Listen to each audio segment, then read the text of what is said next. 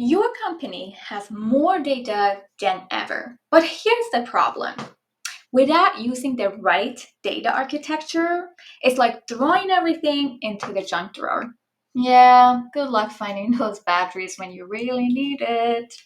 In today's video, we're going to cover top 5 data architectures: warehouses, lakes, lake houses, yes, and real-time streaming and data mesh. Stick around because by the end of this video, you're going to be able to figure out which one to use when.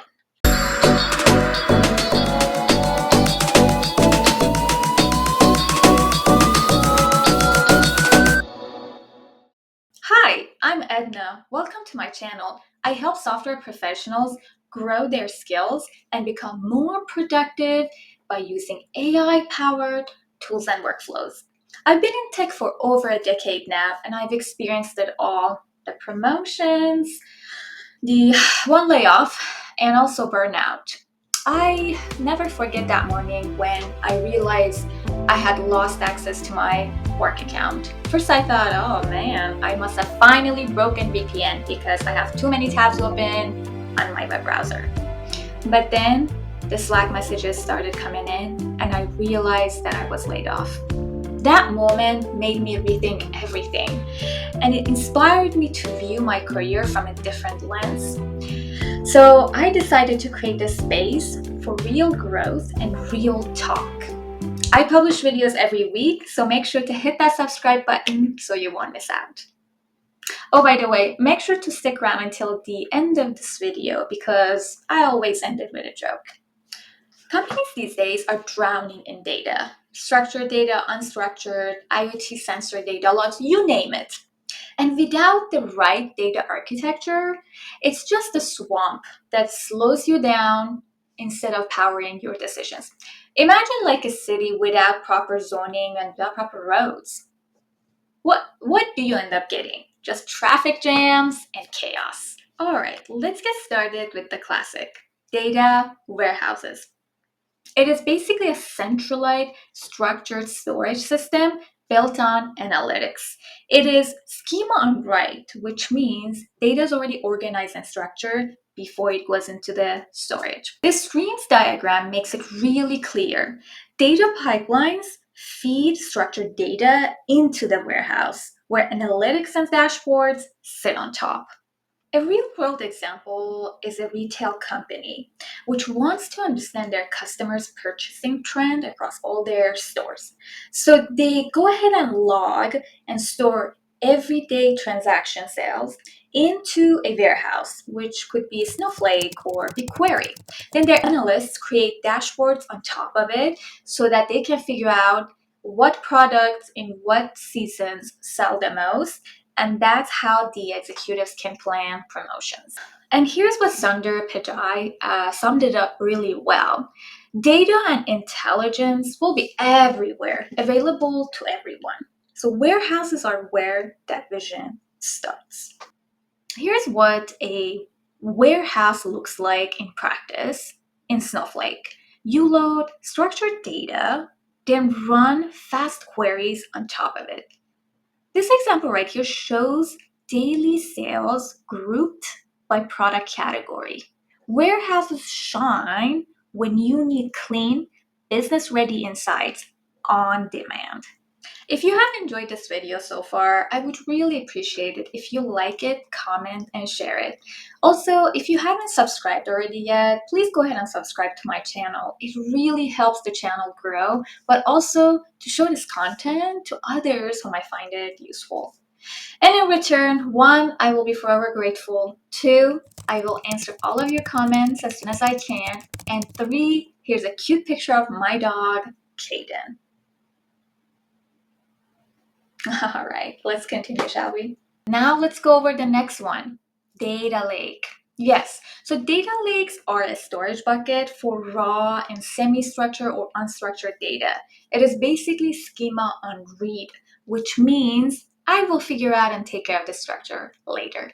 Opposite of the warehouses. Here on Stream's overview page, you can see how everything, logs, images, IoT data, It just pours everything straight into the lake. Flexible, but risky without governance.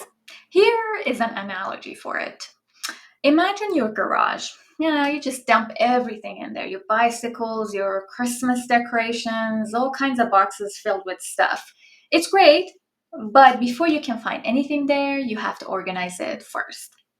A real world example is a media company where they just, store all the raw video content and their audio recordings and social media logs. It's great, it's fast. But then their data scientists need to go pull subset of that data, train, and label it and tag it so that they can use it for training their models. So it's great, it's flexible, but there needs to be some data governance and tagging involved later so that the data lake doesn't turn into a swamp. As Satya puts it, every company is now a data company. How you harness data is what will define your future. All right, let's go over a demo on AWS S3 console. A data lake, on the other hand, doesn't enforce structure upfront. As you can see here in S3, you can see logs, images, and raw CSV files all sitting together happily in one bucket. It's flexible, as we said before, but without data governance, it can quickly turn into a swamp. All right. We got to the buzzword of the decade, lake house. So what is it? Lake house combines the data lake's flexibility and warehouse performance together. It's architecture that says, why not both? Here's a really good analogy. Costco. In Costco, you can go and buy raw items in bulk, right? So that's the data lake for you. And then, but you also can buy ready to go meals. That's your warehouse. Here's a great example for lake house. A health company where they want to be able to use their raw medical images for machine learning training and their admissions and customer billing data for their admins so that they can create BI dashboards on top of. So, lake houses are the perfect match for this because it allows them to use data lakeside for the radiology images and training models and use the warehouse side for creating those dashboards for admins based on customer admissions and their billing information. As Jensen, the CEO of NVIDIA, said, data is the fuel of AI, and the companies that can refine it the fastest will define the future. Here's a demo. One popular way companies make lakehouses work in practice is the medallion architecture. Think bronze, silver, and gold layers. Bronze is the raw data, silver is cleaned and structured, and gold is business ready for dashboards and machine learning. This layered approach keeps the flexibility of a lake, right, while ensuring the reliability of a warehouse. All right, next one. Let's talk about real-time streaming. It is basically when it handles data in motion. For example, when you're trying to create real-time dashboards for IoT monitoring, for fraud detection. Here on Microsoft Fabric blog, you can see how real-time data flows directly into analytics dashboards or alerting systems. Seconds in this case matters. Here's a good analogy for this one. When you're watching sports, you want the live commentary, right? You don't want to wait until tomorrow to know what the score is. You want it right now as it's happening. A real world example is your credit card company. They use streaming pipelines so that they can monitor for fraud on your credit card transactions. If they flag and notice that two different transactions in two different companies were made on your credit card within minutes, they're going to go ahead and flag that, and that's how they can get ahead of it. Instead of, I don't know, waiting until end of the day batch processing to happen. Jeff Bezos once said, in the end, we are our choices. Build a great story. Real-time analytics lets you build that story that just Jeff Bezos said, well, as it happens. Okay, let's get to a demo. Streaming is all about data in motion. This is how that fintech company that I mentioned with your credit card catches fraud the instant it happens, not hours later in a batch report. Streaming powers dashboards, alerts, and any system where seconds matter. And finally, we're going to cover a data architecture which is fairly new. It's called data mesh. It's basically not about just one platform, one data platform, but it's like a organizational architecture.